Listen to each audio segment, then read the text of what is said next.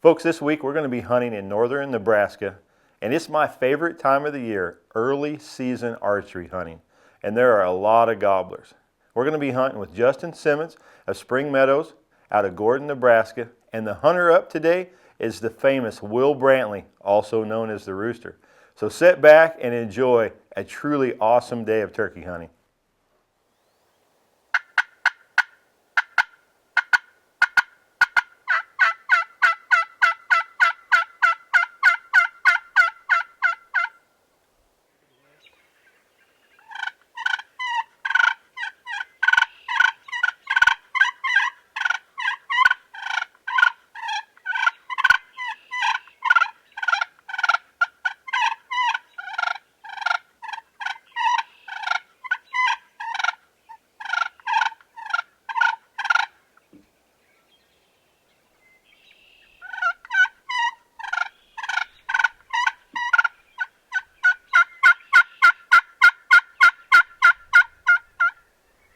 Bunch of jakes to come in here.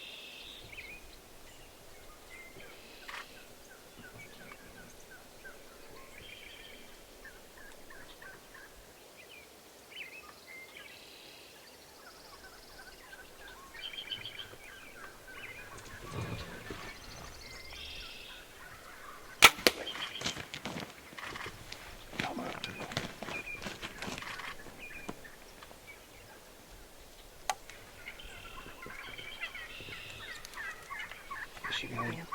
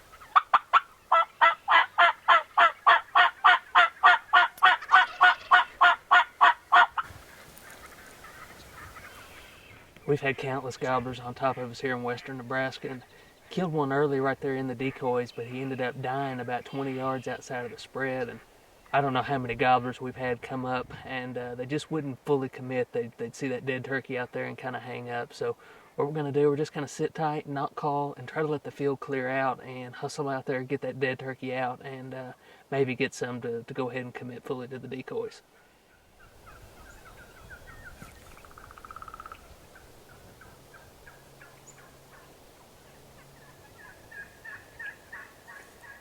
Alright, so we've been sitting here forever. Can't get these turkeys to leave the field. Every time we think they're going to leave, they turn around and they come back out to the middle. But we need to get our dead gobbler out of the field, so I'm going to try something crazy. I'm going to belly crawl out there, get Kelly's strutter decoy, crawl out there to my dead one and grab it, and then kind of bring the whole mess back. And I'm going to try not to get flogged by all these gobblers when they see that strutter decoy moving.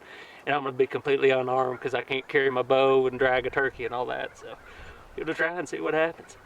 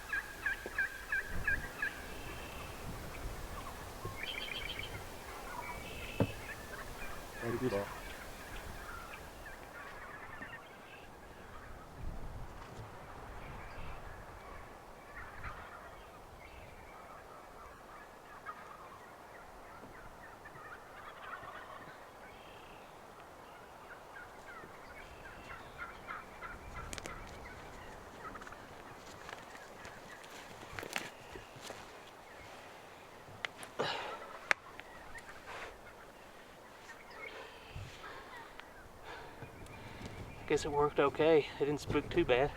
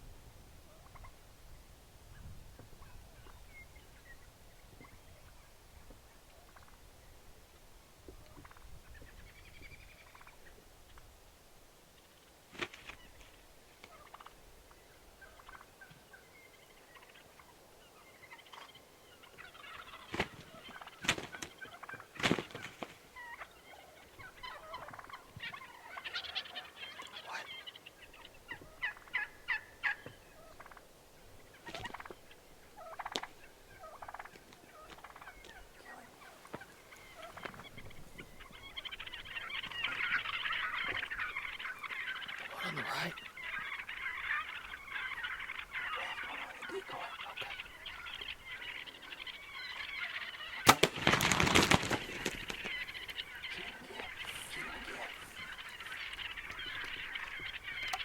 Shoot him again.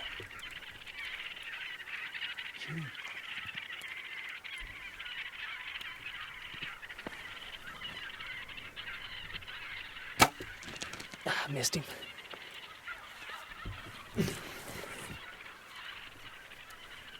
So we just had our second bird come in. Well, really 2 longbeards came into the spread, and watched them, let them flog the decoys, waited till the time was right to draw my bow, and looked like I put a good shot on him, but he didn't go right down, so he's over there on the edge of the creek right now. He's in bad shape, so we're just gonna give him some time, let him lay down and die just like you would a deer.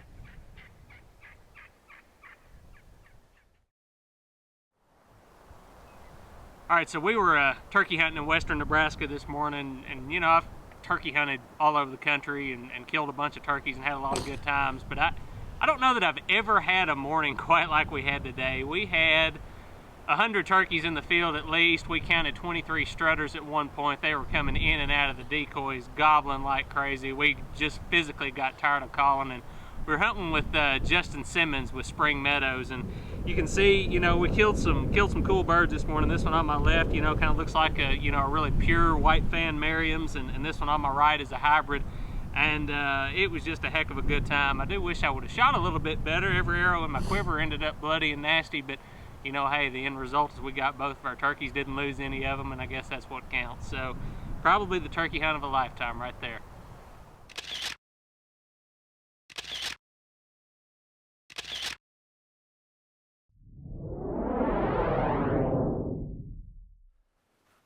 Well, folks, after watching that hunt, you can see why I love northern Nebraska. There are a lot of turkeys in the early archery season. They're still in big flocks, and it gives you a good chance to check your calling, check your decoy setup, and learn a turkey's behavior, because you get a lot of time to watch them. That particular hunt lasted about 3 hours. So let's talk about why we were successful on that day. Tip number 1, and you can see why it is, it's aggressive calling. When you have that many turkeys around you, over 200 probably that day around us, if you want to get their attention, you want them to come to your decoy spread, you're going to have to call aggressively. Use your mouth call, use your slate call, and folks, you're going to call until you get tired of calling. Aggressive power calling. And tip number 2 is when you have a dead turkey outside your decoy spread, and a turkey comes in and hangs up on it, that right there is going to immediately tell you that every turkey that comes in is going to probably hang up the same way. And we had multiple gobblers hang up on that dead turkey. So Will, he crawled out, used the Jake decoy to hide himself, went out, got the dead turkey out of the spread. We got set back up, and folks, it wasn't 45 minutes, maybe an hour later, we were right back in the action. And tip number 3 is, when do you draw on a large flock of turkeys in your decoys? Well, folks, it's very simple. Only worry about the one that you're going to shoot. You got a big gobbler in, he's the one you want. You keep focused on him, completely disregard all the other turkeys.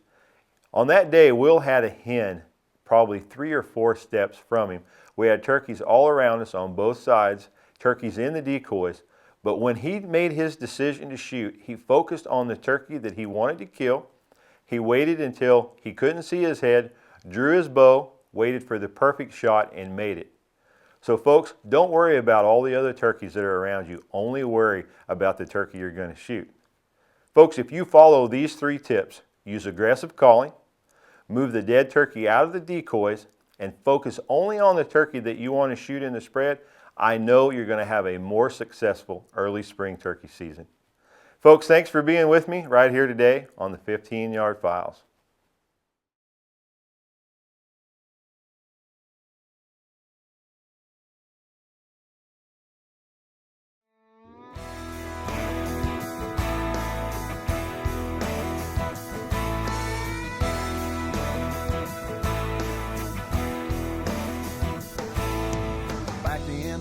Where you can't see the forest for all the cottonwood trees. My little humble abode sits back in a hole where nothing don't bother me.